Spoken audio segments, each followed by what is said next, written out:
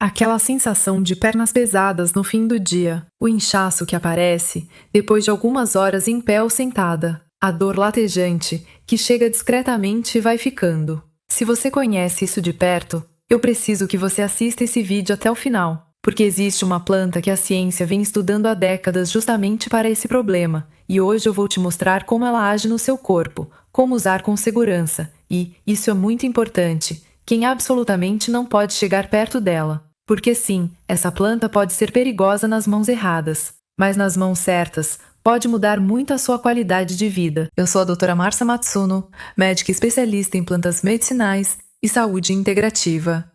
No vídeo de hoje, a gente vai falar sobre o ginkgo biloba, uma das plantas mais pesquisadas do mundo, e o papel que ela pode ter no tratamento da insuficiência venosa crônica, que é aquela condição responsável pelas pernas pesadas, varizes e inchaço que afeta milhões de brasileiros.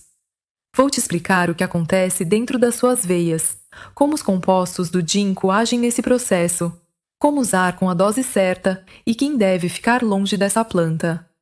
Fica comigo até o final, garanto que não vai se arrepender. O nosso sistema venoso tem uma missão ingrata: empurrar o sangue das pernas de volta para o coração, contra a força da gravidade. Para isso, as veias contam com válvulas internas. Pense nelas como portinhas, que abrem e fecham em sequência, impedindo que o sangue escorregue de volta para baixo. Quando essas válvulas perdem eficiência, o sangue começa a se acumular. Esse acúmulo aumenta a pressão dentro da veia, e é aí que surgem os sintomas. O inchaço, que a gente chama de edema, a dor latejante, a sensação de peso, o cansaço nas pernas e, com o tempo, as varizes. Mas por que tanta gente tem isso? Em parte é culpa da nossa própria evolução. Nós andamos eretos há pouco tempo, do ponto de vista biológico, e o sistema venoso ainda está se adaptando ao bipedalismo. Mas os hábitos modernos pioram tudo. Ficar horas sentada numa cadeira de escritório, ficar em pé o dia todo num caixa de supermercado ou num salão de beleza, o sedentarismo que reduz o movimento da panturrilha, que é o principal bomba muscular que ajuda o sangue a subir. A obesidade e as alterações hormonais são fatores que sobrecarregam esse sistema. O resultado é o que a medicina chama de insuficiência venosa crônica. O tratamento convencional envolve mudança de hábitos, uso de meias de compressão, aquelas meias elásticas que ajudam mecanicamente o retorno do sangue, e, em casos mais avançados, procedimentos como laser e cirurgia. Farmacologicamente, existem os chamados venotônicos, medicamentos que fortalecem a parede da veia. E é nessa categoria que o ginkgo biloba entra em cena. Diferente de muitas outras plantas que a gente discute aqui no canal, o ginkgo não tem raízes profundas na medicina popular brasileira ou indígena. Ele chegou até nós já com uma fama global construída. E é importante entender de onde veio essa fama. Na medicina tradicional chinesa, usavam principalmente as sementes da planta, cozidas ou assadas, para tratar problemas respiratórios como asma e bronquite. O que a medicina moderna descobriu, com décadas de pesquisa científica, é que as folhas, e não as sementes, concentram os compostos com ação circulatória e cognitiva. Então existe uma reviravolta interessante aqui. A ciência pegou essa planta milenar e encontrou um uso diferente do original, baseado em evidências. As folhas do ginkgo biloba contêm dois grandes grupos de substâncias ativas. O primeiro são os flavonoides, compostos antioxidantes como a quercetina e o caempferol, que você já deve ter ouvido falar em outras plantas. O segundo grupo são as lactonas terpênicas, especialmente os ginkolídeos e o bilobalídeo, que são compostos bastante exclusivos dessa planta. Esses compostos agem em pelo menos 3 frentes dentro do sistema venoso. A primeira é o que eu gosto de chamar de efeito antigrude. Os ginkolídeos bloqueiam uma substância chamada fator de ativação plaquetária. As plaquetas são as células do sangue responsáveis pela coagulação. Quando elas se grudam de forma excessiva, o sangue fica mais viscoso, mais difícil de circular naqueles microvasos pequeninhos das pernas. O ginkgo age bloqueando esse processo, deixando o fluxo mais fluido onde ele mais precisa chegar. A segunda frente é a proteção do revestimento interno das veias. Quando o sangue fica estagnado na veia, que é exatamente o que acontece na insuficiência venosa, ocorre uma falta de oxigênio localizada, que a gente chama de hipóxia. Essa hipóxia inflama a parede da veia e aumenta o vazamento de líquido para os tecidos ao redor, daí o inchaço. Os flavonoides do ginkgo funcionam como um escudo antioxidante, neutralizando os radicais livres que causam essa inflamação e ajudando a reduzir o edema. E a terceira frente é a vasodilatação. O ginkgo estimula a produção de óxido nítrico. Pensa nele como um relaxante muscular natural para os vasos sanguíneos.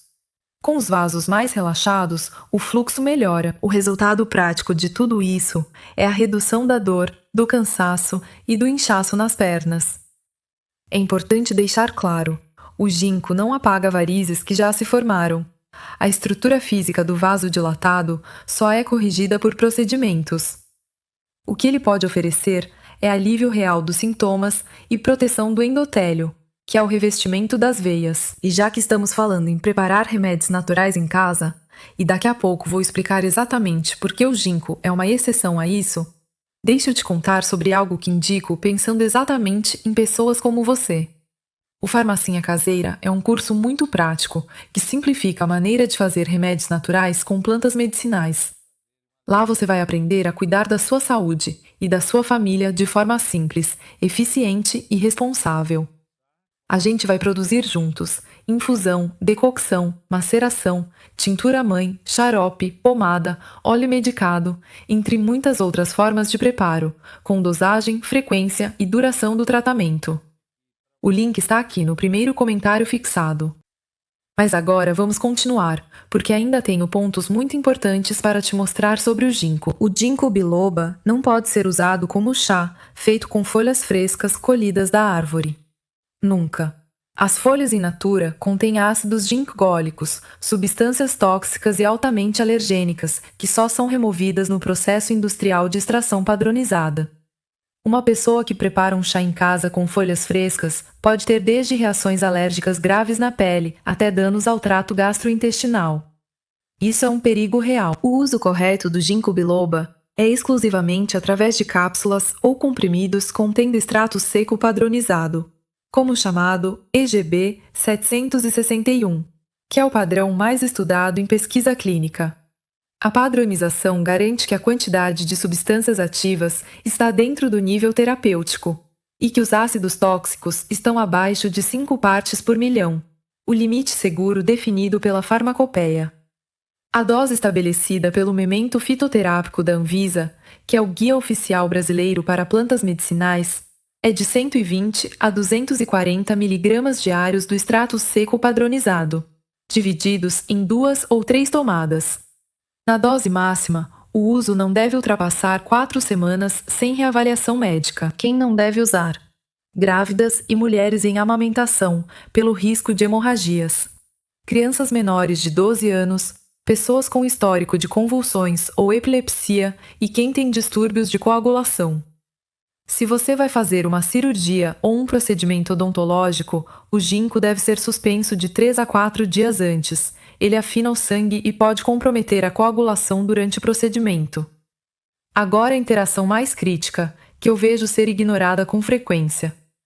Se você toma aspirina ou AAS todo dia, que é muito comum para a proteção cardiovascular, você não pode tomar ginkgo por conta própria. Outras interações que merecem atenção. Medicamentos para diabetes.